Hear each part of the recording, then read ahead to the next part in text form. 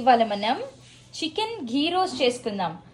ముందుగా నేను కేజీ చికెన్ని శుభ్రంగా వాష్ చేసుకున్నాను. ఇప్పుడు దీంట్లోకి 1 స్పూన్ ఉప్పు, 1 స్పూన్ పసుపు,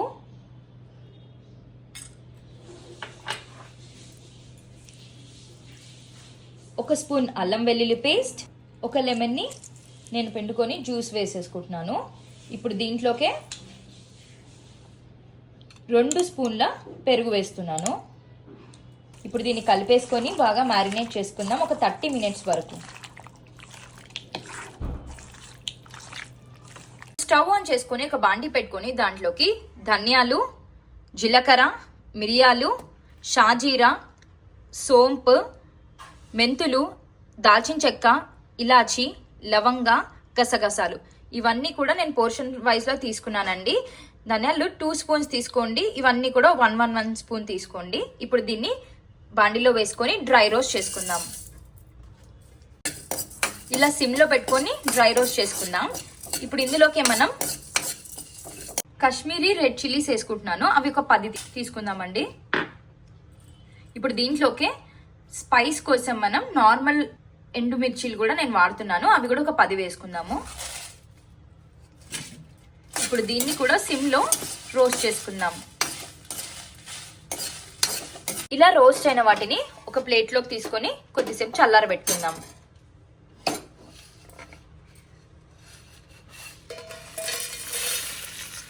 ఇప్పుడు చల్లారబెట్టుకున్న మిశ్రమాన్ని మిక్సీలో వేసుకుందాం.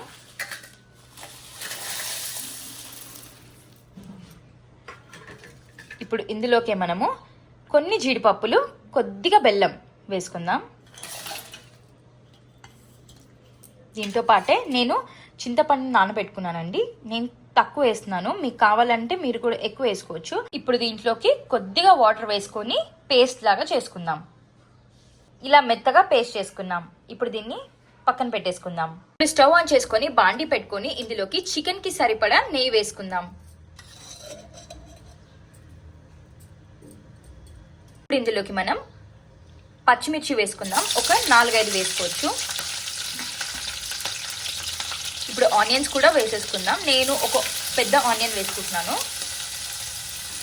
ఇప్పుడు దీన్ని ట్రాన్స్పరెంట్ అయ్యేదాకా వేపేసుకుందాం.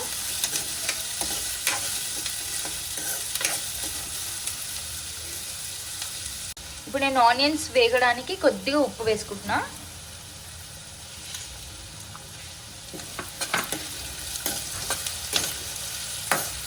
ఆనియన్స్ ఇలా ట్రాన్స్పరెంట్ అయ్యాక ఇందులోకి ఇందాక చేసుకున్న పేస్ట్ని కూడా వేసుకుందాం. నెయ్యి పైకి తేలేంత వరకు మనం ఫ్రై చేసుకుందాం. దీంట్లోనే కొద్దిగా వాటర్ వేసుకొని మరి కొద్దిసేపు ఫ్రై చేసుకుందాం. సిమ్లో పెట్టే ఫ్రై చేయాలండి.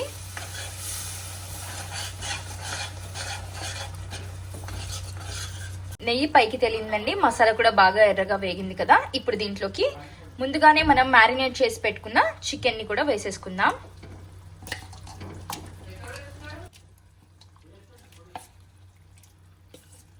ఇప్పుడు దీన్ని మొత్తం మిక్స్ చేసేసుకుందామండి.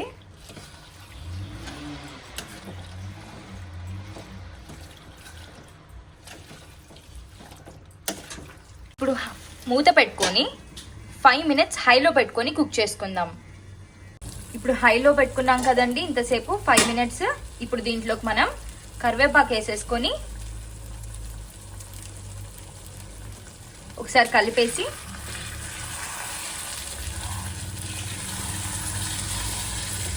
ఇప్పుడు దీన్ని చికెన్ ఉడికేదాకా సిమ్లో పెట్టుకొని ఫ్రై చేసుకుందాం. మా చికెన్ బాగా ఫ్రై అయిందండి. మేము సెమీ గ్రేవీగా తింటామండి, అందుకే నేను ఎక్కువ ఫ్రై చేయట్లేదు.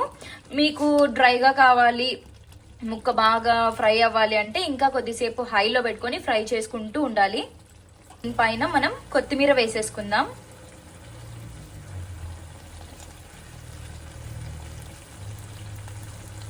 దీన్ని ఒకసారి కలిపేసి మనం స్టవ్ ఆఫ్ చేసుకొని సర్వింగ్ చేసేసుకుందాం. చికెన్ ఘీ రోస్ట్ రెడీ అయిపోయిందండి. సూపర్ టేస్ట్ ఉంటుంది. మీరు కూడా మీ ఇంట్లో ట్రై చేయండి. Like, share and subscribe to Vara vlogs.